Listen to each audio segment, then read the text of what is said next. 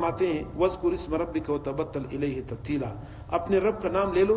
قاضی ثناء اللہ پانی پتی رحمۃ اللہ علیہ بہت بڑے مفسر گزرے ہیں، اپنے دور کے امام بیہقی تھے۔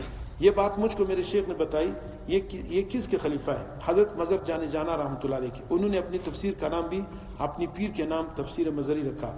تو قاضی ثناء اللہ پانی پتی رحمۃ اللہ لکھتے ہیں کہ اس آیات سے ثابت ہوتا ہے کہ اللہ تعالیٰ جو یہ فرما رہے ہیں کہ اپنے رب کا نام لو، تو رب کا نام تو اللہ ہے، لہٰذا اس سے ذکر اسم ذات کا ثبوت ملتا ہے جو صفیہ اکرام ہیں اور علماء دیتے ہیں، علماء دین۔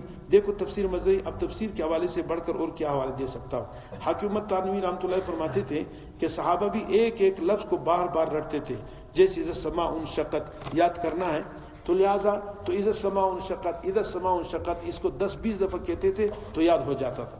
تو ہمارے اکابر اسم ذات کا تکرار اس لیے بتاتے تھے تاکہ اللہ کے نام کا دل میں رسوخ ہو جائے۔ یہ جو آپ حضرات کو بتایا جاتا ہے کہ لفظ اللہ 500 مرتبہ ذکر کیا کرو، سبق ہے کہ نہیں؟ چشتیہ کا ایک سبق یہ ہے پہلا والا، 200 مرتبہ نفی اثبات لا الہ الا اللہ، اور 500 مرتبہ لفظ اللہ۔